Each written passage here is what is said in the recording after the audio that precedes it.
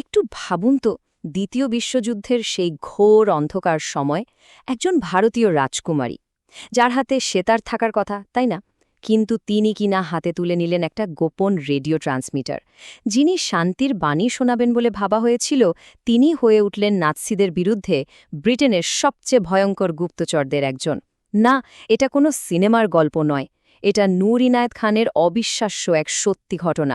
রাজকুমারী, সঙ্গীত শিল্পী, শান্তিবাদী, এই শব্দগুলো শুনলে আমাদের মনে যে কোমল, সৃজনশীল একটা ছবি ভেসে ওঠে, ঠিক তেমনই ছিলেন নূর ইনায়েত খান তার জীবনের শুরুর দিকে। কিন্তু এখানেই তো আসল প্রশ্নটা, যে নারী অহিংসার সুফি আদর্শে বড় হয়েছেন, তিনি কি করে নাৎসি অধিকৃত ফ্রান্সে ব্রিটেনের অন্যতম সেরা গুপ্তচরে পরিণত হলেন? এই যে একটা অদ্ভুত বিরোধাভাস, এর মধ্যেই কিন্তু লুকিয়ে আছে তার অসাধারণ গল্পটা। এক, রাজকুমারী ও বিরোধাবাস। আচ্ছা, তার এই অবিশ্বাস্য বদলের শুরুটা কিন্তু হয়েছিল তার ছোটবেলা থেকে। মানে নূরের পৃথিবীটা কোনো সীমানায় বাধা ছিল না। জন্ম তার মস্কোতে। বাবা ছিলেন টিপু সুলতানের বংশধর, একজন ভারতীয় সুফি সাধক, আর মা ছিলেন আমেরিকান। তার শৈশব কেটেছে প্যারিসের এক অন্যরকম আধ্যাত্মিক পরিবেশে, যেখানে সঙ্গীত, শিশু মনোবিজ্ঞান আর গল্পের বই ছিল তার সারা দিনের সঙ্গী। তার জগৎটা ছিল সুর আর শান্তিতে বোনা। যুদ্ধবিধ্বস্ত এক বিশ্ব। কিন্তু ১৯৪০ সালে নাৎসি জার্মানির আক্রমণ তার এই শান্তির জগতে যেন একটা প্রলয় নিয়ে এলো, আর তার জীবনের মোড়টা চিরদিনের জন্য ঘুরে গেল।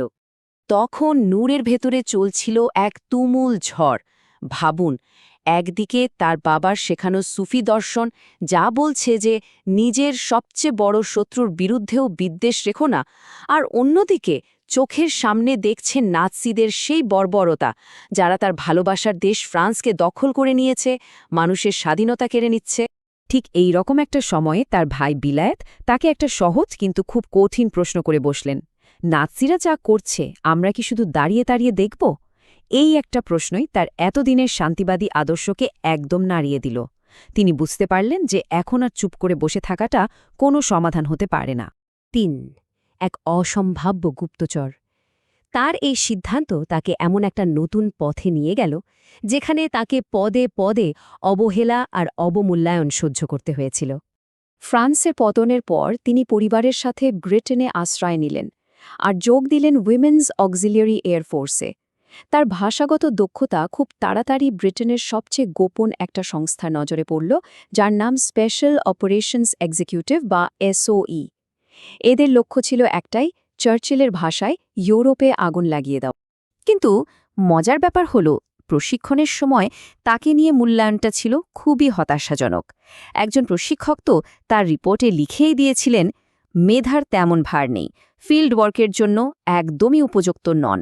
সবাই ভাবত তিনি একটু অস্থির ছেলেমানুষ, আর গুপ্তচর বৃত্তির মতো কঠিন কাজের জন্য একেবারেই বেমানান। কিন্তু সৌভাগ্যক্রমে এসও এর ফরাসি বিভাগের প্রধান মরিস বাকমাস্টার এই রিপোর্টের পাশে একটাই শব্দ লিখেছিলেন, ননসেন্স। তার যুক্তি ছিল, আমাদের এমন লোক চাই না যারা অতিরিক্ত মেধাবী।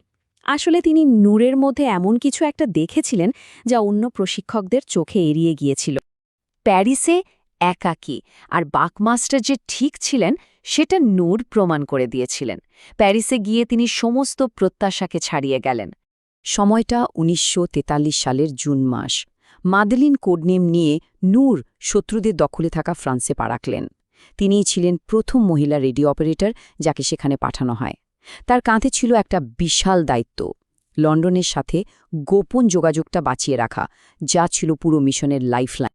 কিন্তু এই কাজটা যে কতটা ভয়ঙ্কর ছিল, পরিসংখ্যান বলছে সেই সময়ে ফ্রান্সে একজন রেডিও অপারেটরের গড় আয়ু ছিল মাত্র ৬ সপ্তাহ। কারণ নাৎসিদের গোপন পুলিশ, গেস্টাপো, সব সময় এদেরকে খুঁজে বেড়াত। কিন্তু নূর, তিনি কি করলেন? তার পুরো নেটওয়ার্কটা যখন ভেঙে পড়ল, সবাই একে একে ধরা পড়ে গেল, তখনও তিনি একাই কাজটা চালিয়ে গেছেন। কতদিন জানেন? প্রায় ৪ মাস। ভাবা যায়, কাঁধে প্রায় ৩০ পাউন্ডের একটা রেডিও সেট নিয়ে প্যারিসের রাস্তায় রাস্তায় ঘুরছেন, আর একাই লন্ডনে একের পর এক মহামূল্যবান তথ্য পাঠাচ্ছেন। মানে তিনি নিজেই তখন একটা আস্ত নেটওয়ার্ক হয়ে উঠেছিলেন। 5. শেষ পর্যন্ত প্রতিরোধ। যদিও বিশ্বাসঘাতকতার কারণে তিনি ধরা পড়েছিলেন, কিন্তু তার লড়াইয়ের সবচেয়ে হিরোইক অধ্যায়টা তখনও বাকি ছিল। শেষ পর্যন্ত ১৯৪৩ সালের অক্টোবরে এক ফরাসি ডাবল এজেন্টের বিশ্বাসঘাতকতায় নূর গেস্টাপোর হাতে ধরা পড়েন। তাকে নিয়ে যাওয়া হয় প্যারিসের সেই কুখ্যাত গেস্টাপো হেডকোয়ার্টারে ৮৪ অ্যাভিনিউ ফচে। কিন্তু নূরের অভিধানে হাল ছাড়া বলে কোনো শব্দ ছিল না। তিনি সেখান থেকে দুইবার পালানোর চেষ্টা করেন। একবার তো ৫ তলার রেন গাটার বেয়ে, আরেকবার বিছানার চাদর বেঁধে স্কাইলাইট দিয়ে। প্রতিবারই তিনি ধরা পড়েন, কিন্তু তার এই অদম্য সাহস খোদ গেস্টাপোও অবাক করে দিয়েছিল। তার এই মনোভাবের কারণে নাৎসিরা তাকে অত্যন্ত বিপজ্জনক বন্দী হিসেবে চিহ্নিত করে। তাকে সোজা পাঠিয়ে দেওয়া হয় জার্মানির কুখ্যাত ডাখাও কনসেন্ট্রেশন ক্যাম্পে। সেখানে ১০ মাস ধরে শেকলে বাঁধা অবস্থায় অকথ্য অত্যাচারের শিকার হয়েও তিনি তার মিশন নিয়ে একটা কথাও বলেননি।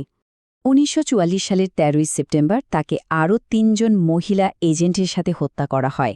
বলা হয়, গুলি করার ঠিক আগের মুহূর্তে তার মুখ থেকে যে শেষ শব্দটি বেরিয়ে এসেছিল তা হল লিবার্তে, অর্থাৎ স্বাধীনতা।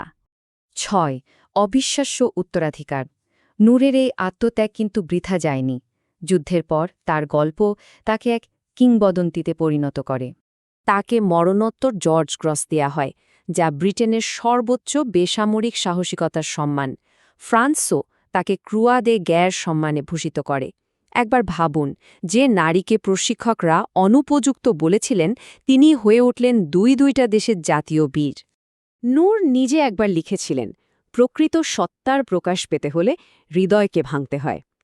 দ্বিতীয় বিশ্বযুদ্ধের সেই ভয়াবহতা হয়তো তার কোমল হৃদয়কে ভেঙে চুরমার করে দিয়েছিল, কিন্তু সেই ভাঙনের মধ্যে দিয়েই তো জন্ম নিয়েছিল তার ভেতরের অসীম সাহস আর ইস্পাতের মতো দৃঢ়তা। নূরের এক আত্মীয় একবার বলেছিলেন, নূর সবসময় অবিশ্বাস্য জিনিসে বিশ্বাস রাখতেন। তার এই অসাধারণ জীবন কাহিনী আজ আমাদের একটা গভীর প্রশ্নের সামনে দাঁড় করিয়ে দেয়। আজকের এই অবিশ্বাস আর বিভেদের পৃথিবীতে আমরা নিজেরা কোনো অবিশ্বাস্য সাহসিকতা বা আদর্শে বিশ্বাস রাখার শক্তি খুঁজে পেতে পারি।